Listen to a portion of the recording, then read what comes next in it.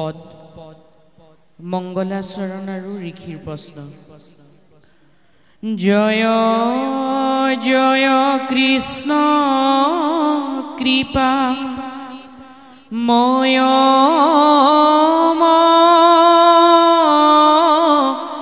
হে স্বৰ যাৰ আজ্ঞা হিৰে বহে ব্ৰহ্মা হৰি হৰ মৰ্ত্য কুৰ্ময়াদি অংশ অৱতাৰ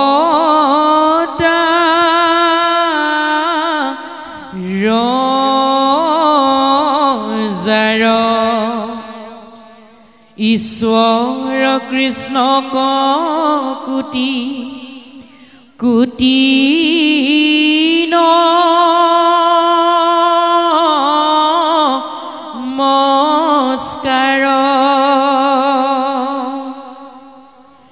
নমো নমো মধু মূৰ ৰিপু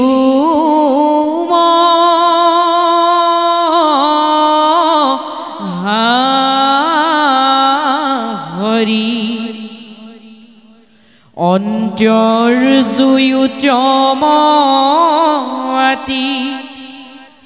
হুৱৈ যা কস্মৰি সমস্তে জগত উদ্ধাৰ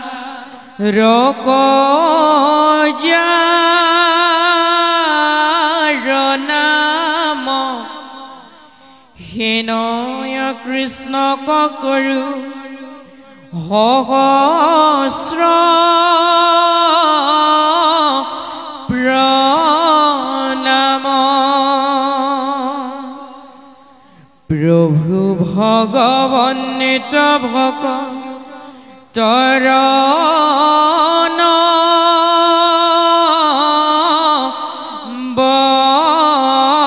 বনিধি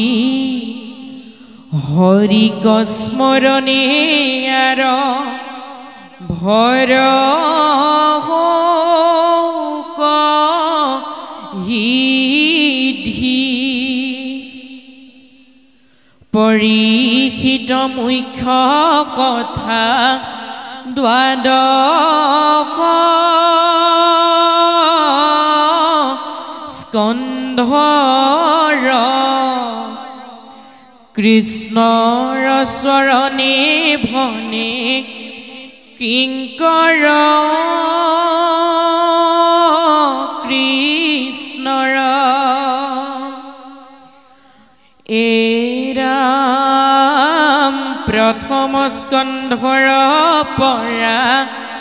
দ্বাদশ পৰ্যন্তে কহিলা ৰাজাত মহা মুনিন্দ মহন্তে সংক্ষেপ কৰিয়া উদ্ধাৰিয়া তাৰ হাৰ শংকৰে ৰচিলা কৃষ্ণ চৰিত্ৰ প্ৰয়াৰ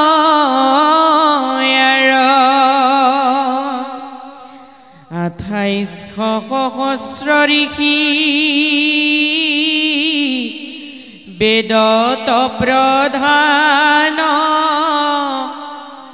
বিষ্ণুৰ নৈমিষ ক্ষেত্ৰ মহাপুণ্য স্থান মান্য কৰি সুতক পাতিলা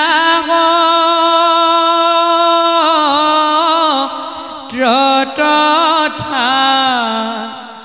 হৌনক প্ৰমুখ্যে শুনে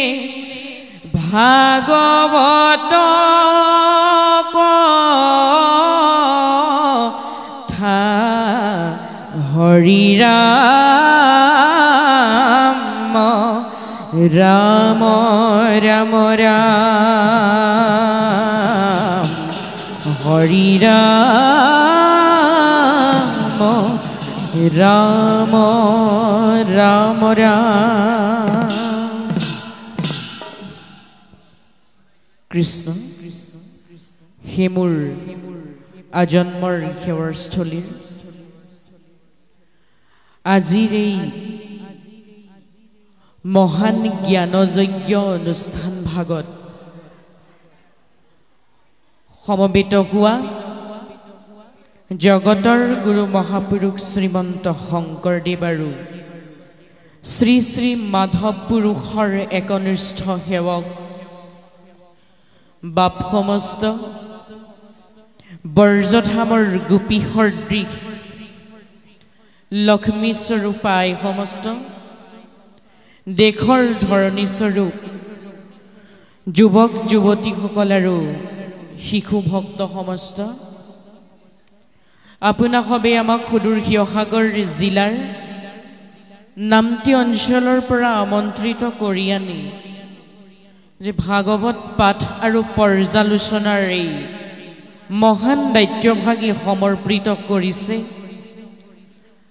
আচলতে আমি এই ভাগৱত শাস্ত্ৰভাগ বা বৈকুণ্ঠৰ কল্পতৰু মহাসমুদ্ৰ এই শ্ৰীমদ ভাগৱত শাস্ত্ৰভাগৰ পৰ্যালোচনা আগবঢ়োৱাৰ ধৃষ্টতা আমাৰ সমস্তৰ নাই। কিবা এটা হয়তো জগতগুৰুজনাৰ শুভ দৃষ্টি আপোনাৰ সমস্তৰ আশীৰ্বাদ আমাৰ দৰে অল্পমতি জীৱ আত্মাটো আজি এই মহাপুণ্যস্থানত উপস্থিত হ'বলগীয়া হ'ল। বাৰু যি কি নহওক আপোনাৰ সমস্তই আমাৰ সমস্তক প্ৰদান কৰা মহাসমুদ্ৰ বৈকুণ্ঠৰ কল্পতৰু ভাগৱত শাস্ত্ৰভাগ যখুৱাৰ লাল কংসৰ কাল নন্দৰ নন্দন ভকতৰ বন্দন জগতৰ আধাৰ দৈয়কী কুমাৰ সেইজনা জগত ঈশ্বৰৰ গুণনাম সমৃদ্ধ হৈ থকা এই বৈকুণ্ঠৰ কল্পতৰু ভাগৱত শাস্ত্ৰভাগৰ যি পৰ্যালোচনাৰ দায়িত্ব সমৰ্পিত কৰিছে আমি মহাধম এই দায়িত্বভাগী পৰিচালনা কৰিবলৈ যাওঁতে অজানিতে আমাৰ সমস্তৰ আগ পিছ বঢ়াটোতা সুৰ সঞ্চাৰ ৰাগমান অনেকখিনি অপৰাধ হ'ব পাৰে। সৰ্ব অপৰাধ মৰিখনৰ হেতুকে আপোনাক সব নৰৰূপী নাৰায়ণৰ চৰণ যুগলৰ জৰিয়তে জগতৰ ঈশ্বৰ প্ৰভু নাৰায়ণৰ চৰণত সেৱা জনাই আজিৰ এই পাঠ আৰু পৰ্যালোচনাৰ অনুষ্ঠান ভাগ আমি সমস্তই আগবঢ়াব বিচাৰিছোঁ। আমি উদ্যোক্তা মণ্ডলীৰ লগত আলোচনা কৰিছিলোঁ যে তেওঁলোকে আমাৰ সমস্তক এটা কথা কৈছিল, বিশেষকৈ আইমাতৃ আৰু যুৱক যুৱতীসকলক উদ্দেশ্য কৰি ভাগৱত শাস্ত্ৰৰ আধ্যাত্মিক জ্ঞানবিলাকৰ বিষয়ে আলোচনা কৰিবলৈ।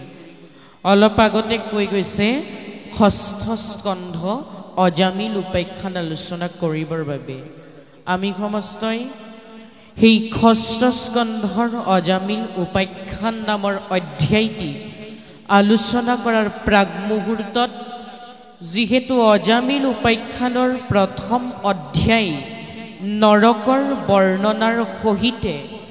নৰকৰ যন্ত্ৰণা আৰু পাপৰ পায়চিত্ৰ নামৰ যিকেইটা অধ্যায় ষষ্ঠ স্কন্ধ ভাগৱতত জগতগুৰুজনাই পদচন্দেৰে নিবন্ধন কৰি উল্লেখ কৰিছে, সেইখিনি আলোচনা কৰাৰ আগতে আমি সমস্তই প্ৰথম স্কন্ধৰ মংগলাচৰণ আৰু পৰীক্ষিতৰ কলি নিগ্ৰহ নামৰ অধ্যায়টি আলোচনা কৰাৰ পাছতেই বাপ সমস্তই আজি আজ্ঞা প্ৰদান কৰা ষষ্ঠ স্কন্ধৰ অজামিল উপাখ্যানসমূহ আলোচনা কৰিম। আমি সমস্তই শ্ৰীমদ ভাগৱত শাস্ত্ৰৰ পদচন্দৰ মংগলাচৰণ ইতিমধ্যে নিপাত হৈ গৈছে। হৰিসুখৰ আনন্দৰ স্পৰ্শদান কৰিবৰ বেলিকা মংগলযুক্ত আচৰণ কৰাকেই মংগলাচৰণ বুলি কোৱা হয়। অভিধানত চাবলৈ গ'লে আমি পোনপটীয়াকৈ পাম যে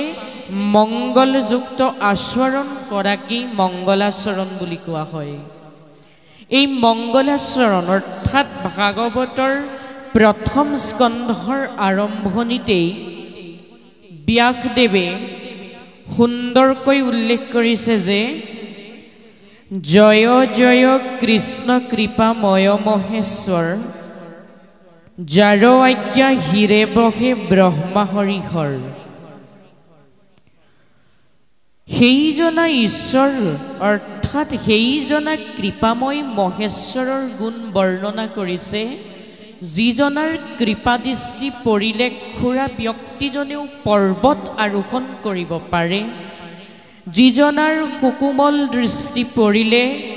অন্ধ ব্যক্তিজনেও অন্তৰ আত্মাৰ দৃষ্টিৰে দেখা পায়, সেইজনা কৃপাময়ৰ গুণৰ জয় ঘোষণা কৰিছে মংগলাচৰণত। কৈছে জয় জয় কৃষ্ণ কৃপাময় মহেশ্বৰ যাৰ আজ্ঞা হিৰে বহে ব্ৰহ্মা হৰিহৰ। যিজনা অনন্ত কোটি বৃশ্ব ব্ৰহ্মাণ্ডৰ অধিকাৰী, যিজনাৰ আজ্ঞা অনুসৰি ব্ৰহ্মাই সৃজন, প্ৰভু বিষ্ণুৱে পালন আৰু মহাদেৱে সংসাৰ, এই সংসাৰ চক্ৰৰ তিনি কাৰ্য পৰিচালনা কৰি থাকে, সেইজনা কৃপাময়ৰ নামহে বৰ্ণনা কৰিছে মংগলাচৰণত। মৎস্য কুৰ্ম আদি অংশ অৱতাৰ যাৰ, ঈশ্বৰ কৃষ্ণক কৰো কোটি নমস্কাৰ।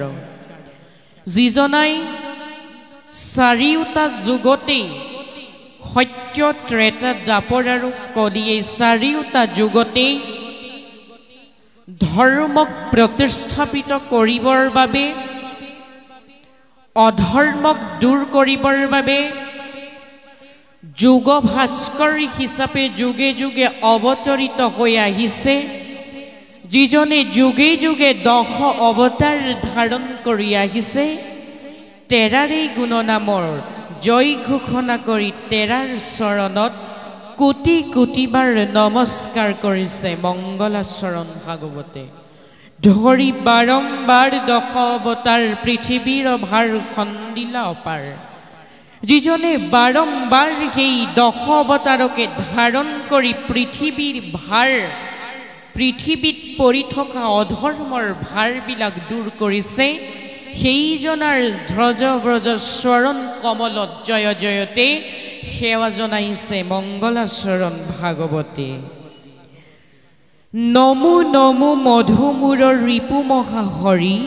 অন্তৰ্যু উত্তম আতি হুৱে যাক স্মৰি। সমষ্টি জগত উদ্ধাৰক যাৰ নাম,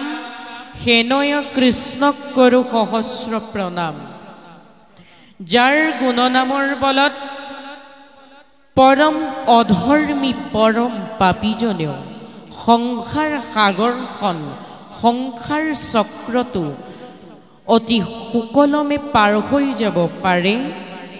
যিজনাৰ গুণনামে সমস্ত জগতখনকে উদ্ধাৰ কৰি আছে, সেইজনা কৃষ্ণকে সহস্ৰবাৰ প্ৰণিপাত কৰোঁ বুলি মংগলাচৰণ ভাগৱতত উল্লেখ কৰিছে। আমি সমস্তই ক'লোঁ যে যাৰ কৃপাদৃষ্টি পৰিলে অন্ধ ব্যক্তিয়ে দেখা পাই, খুৰা ব্যক্তিয়ে পৰ্বত আৰোহণ কৰিব পাৰে। আমি যদি তাৰ প্ৰমাণো বিচাৰোঁ, প্ৰমাণ দিলে জগতগুৰুজনাই 10ম স্কন্ধ ভাগৱতৰ বেদস্তুতি অধ্যায়টোত তাত উল্লেখ কৰিছে যে যাৰ দয়া বলে খুৰা পৰ্বতে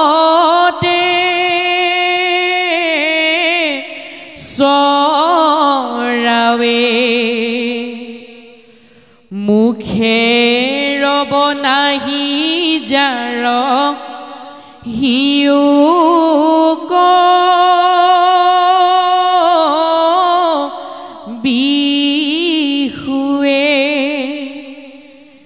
হে নয় পৰমানন্দ বন্ধু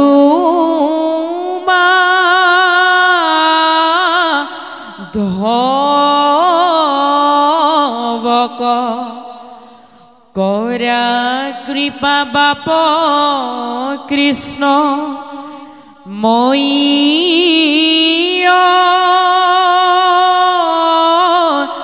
জ্ঞানিক সুন্দৰকৈ প্ৰমাণ দিলে যে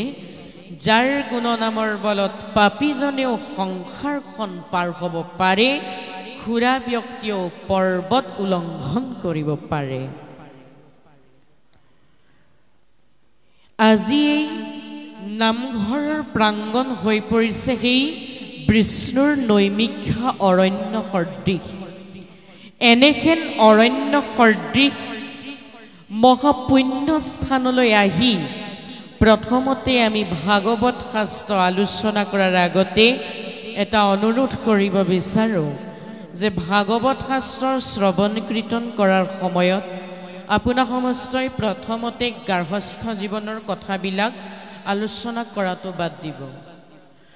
কাৰণ হৰি কীৰ্তনৰ সময়ত থাকে অন্য কথা পাতি অন্তকালে তাক নিয়া যমদূতে ধৰি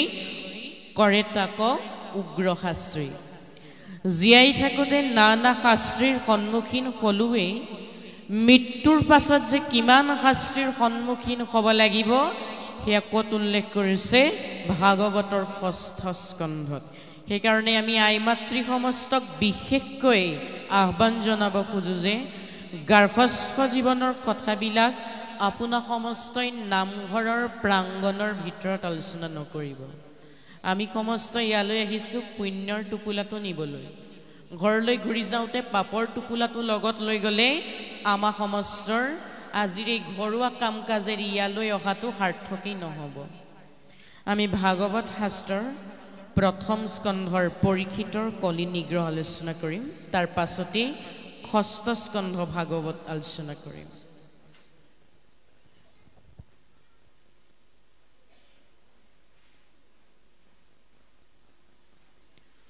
পৰীক্ষিতৰ কলি নিগ্ৰহ পদ।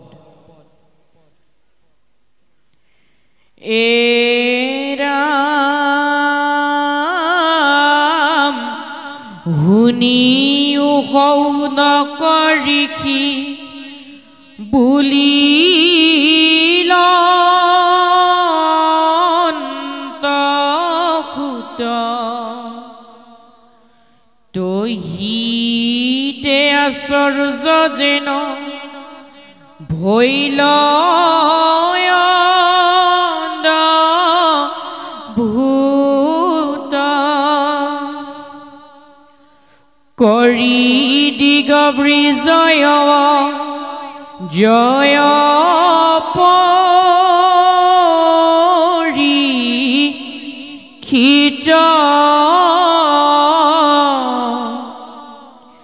পাইলা পাছে ৰথে কুৰু ক্ষেত্ৰৰ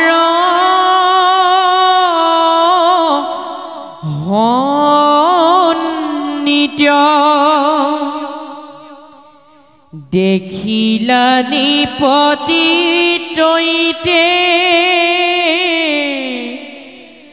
বিচাৰি ফুৰন্ত আছে ধেনু বৃক্ষ দুয়ো দুখতে কান্দনতে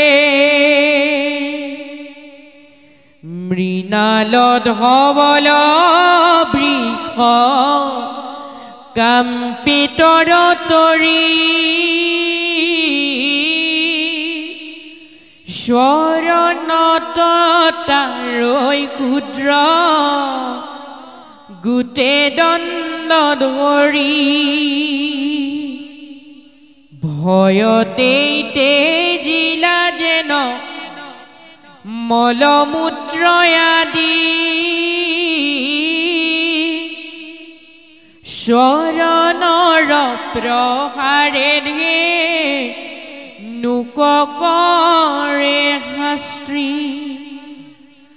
কান্দন্তে আসন্তে বহি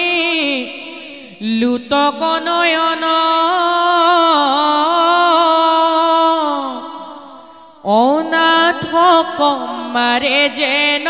দুৰ্জন তেন্তুন। পৰীক্ষিতৰ কলিনিগ্ৰহৰ প্ৰদৰ্শনত সৰ্বপ্ৰথমে গুৰু ভগৱান শুকদেৱে শৌনক মুনিৰ আগত পৰীক্ষিত ৰজাৰ গুণ চৰিত্ৰ আৰু কেনেকৈ পৰীক্ষিত ৰজাই ব্ৰহ্মশাপ লাভ কৰিছিল এই সকলোবিলাক কৃষ্ণৰ চৰিত্ৰৰ সান্নিধ্য লগাই বৰ্ণনা কৰিছে গুৰু ভগৱান শুকদেৱে শৌনক ঋষিৰ আগত। কৈছে যে শুনিও শৌনক ঋষি বুলিলন্ত সুত ত্ৰহিতে আশ্চৰ্য যেন ভৈল অদভূত। যে সেই শৌনক ঋষি তোমাৰ আগত মই বৰ্ণনা কৰিছো চক্ৰৱৰ্তী ৰজা পৰীক্ষিতৰ বিষয়ে। পাণ্ডৱৰ নাতি সেই দিগ্বিজয় কৰা যিজন সহাগৰা ধৰণীৰ গৰাকী সেইজনা পৰীক্ষিতৰ গুণ বৰ্ণনা কৰিছো তোমাৰ আগত। তুমি একান্ত চিত্তেৰে তেৰাৰ গুণ চৰিত্ৰবিলাক শ্ৰৱণ কৰিবা। কৰি দিগ বিজয় অজয় পৰিকৃত পাইলা পাছে ৰথে কুৰু ক্ষেত্ৰৰ সন্নিত। এদিন দিগ্বিজয় কৰা অৰ্থাৎ সকলো ৰাজ্যকে জয় কৰা চক্ৰৱৰ্তী ৰজা পৰীক্ষিতে নিজৰেই স্বদিব্য ৰথত বিদ্যমান হৈ আহি সেই ধৰ্ম আৰু অধৰ্মৰ যুঁজখন অৰ্থাৎ যিখন ভূমিত কুৰুক্ষেত্ৰ মহাৰণ সংঘটিত হৈছিল সেই কুৰুক্ষেত্ৰ মহাৰণৰ ভূমিতেই অজয় পৰীক্ষিতে নিজৰ দিব্য ৰথত উঠি আহি নৃপতি আহি ইতিমধ্যে উপস্থিত হৈছে কুৰুক্ষেত্ৰ মহাৰণৰ ভূমি। দেখিলা নৃপতি তৈতে বিচাৰি ফুৰন্তে আছে ধেনু বৃষ দুয়ো দুখতে কান্দন্তে। সেই কুৰুক্ষেত্ৰ মহাৰণৰ ভূমিৰ কাষতেই যেতিয়া পৰীক্ষিত ৰজাই ঘূৰি ফুৰিছিল তেতিয়া পৰীক্ষিতৰ দৃষ্টিত পৰিছিল যে এগৰাকী ধেনুমাও আৰু এটি বৃষভ অৰ্থাৎ এজনী গাই গৰু আৰু এটা শুক্ল অৰ্থাৎ বগা বৃষভ অৰ্থাৎ বলদ গৰুৱে দুখতে কান্দি আছে। মৃণাল ধৱল বৃষ কাম্পে তৰতৰি চৰণত তাৰৈ ক্ষুদ্ৰ গোটে দণ্ড ধৰি। সেই বৃষভটোৰ বৰণটো কেনেকুৱা আছিল? ধৱলী বৰণ অৰ্থাৎ শুক্ল বৰণ বা বগা বৃষভ। সেই বৃষভটোৰ চাৰিখন ভৰিত অৰ্থাৎ সেই বলদ গৰুটোৰ চাৰিখন ভৰিত এটা আত্মতত্ত্ব নজনা শূদ্ৰই অৰ্থাৎ এজন অধৰ্মী ব্যক্তিয়ে হাতত দণ্ড লৈ সেই বৃষভটিৰ চাৰিওখন ভৰিত মৰিয়াই মৰিয়াই সেই বৃষভটিক অত্যাচাৰ অব্যাহত কৰি ৰাখিছিল। ভয়তে তেজিলা যেন মলমূত্ৰ আদি চৰণৰ প্ৰহাৰে ধেনুক কৰে শাস্ত্ৰী। যেতিয়া সেই আত্মতত্ত্ব নজনা শূদ্ৰটোৱে হাতে দণ্ড ধৰি সেই বৃষভটোৰ ওপৰত অত্যাচাৰ অব্যাহত কৰি ৰাখিছিল সেইখিনি সময়ত ভয়তে সেই বৃষভটোৱে মলমূত্ৰ ত্যাগ কৰি দিছিল তথাপিতো সেই আত্মতত্ত্ব নজনা ক্ষুদ্ৰটোৱে সেই ধেনুমাও আৰু শুক্ল বৃষপ্তিৰ ওপৰত অত্যাচাৰ অব্যাহত কৰি ৰাখিলে কান্দন্তে আসন্ত বহে লুতক নয়নে অনাথক মাৰে যেন দুৰ্জন তেন্তুনে যেতিয়া সেই মহা অধৰ্মী দৃঢ় আত্মতত্ত্ব নজনা ক্ষুদ্ৰটোৱে ধেনুমাও আৰু শুক্ল বৃষপ্তিক অত্যাচাৰ অব্যাহত কৰি ৰাখিছিল তেতিয়া হেনো ধেনুমাও আৰু সেই বৃষপ্তৰ দুই নয়নে চকু পানী অনাশাৰে বৈ আহিছিল দুৰ্জন তেন্তুনবোৰে অনাথ শিশুক অত্যাচাৰ কৰাৰ দৰে সেই ক্ষুদ্ৰটোৱে অত্যাচাৰ কৰিছিল ধেনুমাও আৰু বৃষপ্তিৰ ওপৰত এই অত্যাচাৰবিলাক দেখাৰ পিছত চক্ৰৱৰ্তী ৰজা পৰীক্ষিতে কি কৰিছে আমা সমস্তক পদচন্দে বৰ্ণনা কৰিছে যে হেন দেখি খেদি গইলা ৰাজা থে বেঠে হাতে শৰদ ধনু ধৰি হুৱৰ্ণ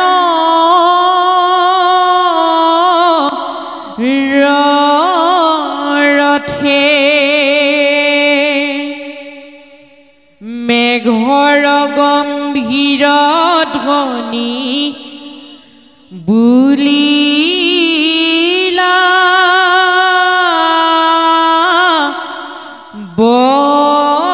বচন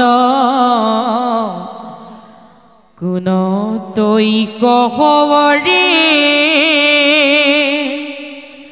অধম দুৰ্জন মুহুৰ ৰাজ্যত কৰ ইমত দুৰ্বল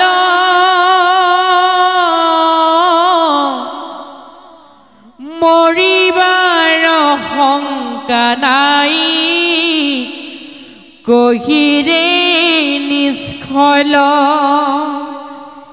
নৃপতিৰ বেশতৈ কৰ্মত চণ্ডাল